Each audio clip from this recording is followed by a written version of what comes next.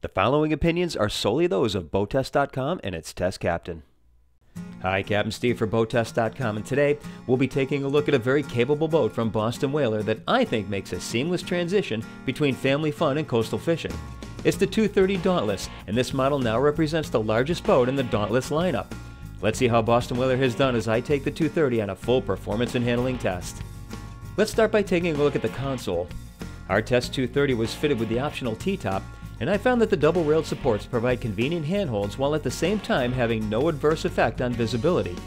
The supports are bolted to the deck at the sides of the console, which had an unnoticeable reduction in the walking space to the side of the console. An overhead dome light switches from white to red, and life preserver storage is just behind. The helm is mounted to the port side of the console, and the three-spoked leather-wrapped wheel is mounted to a tilt base. There's space in the panel just ahead for mounting either the optional 5.7 or 7-inch nav display. A center panel houses the waterproof rocker switches, and circuit breakers are just underneath. Above the switches are dual SmartCraft gauges that can be customized to your liking.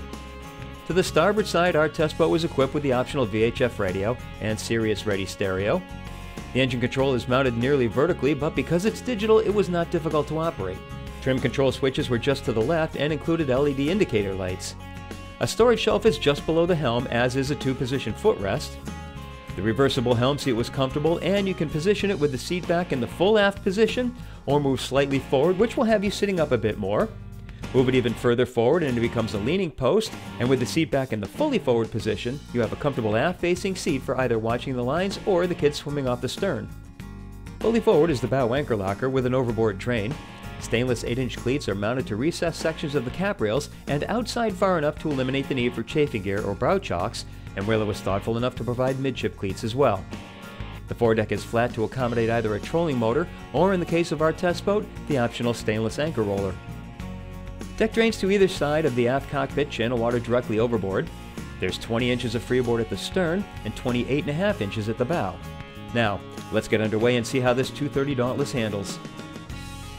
The Boston Whaler 230 Dauntless has a length overall of 23 feet 6 inches, a beam of 8 feet 6 inches, and a hull draft of 12 inches. With an empty weight of 2,900 pounds, half fuel, 2 people, and the 250 Mercury Verado, we had a test weight of just over 4,200 pounds. The 250 horsepower Verado reached a full speed at 5,800 RPM, which had us running at 48.6 miles per hour. At that speed, I measured fuel burn to be 26.9 gallons per hour, which translates to a range of 128 miles. Best cruise came in at 3,500 RPM and 24.8 miles per hour.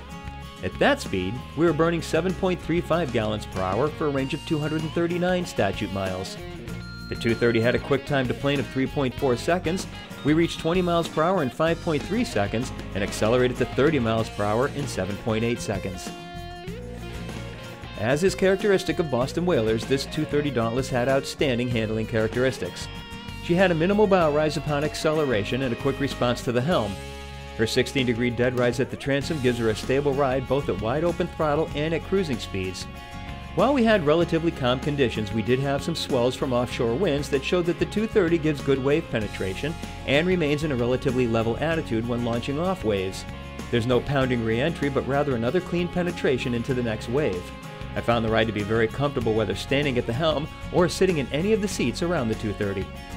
In my opinion, the 230 Dauntless is a versatile and capable boat that you should feel comfortable in whether spending the day cruising or tubing with the kids or heading offshore for a couple of guys to chase blues and stripers.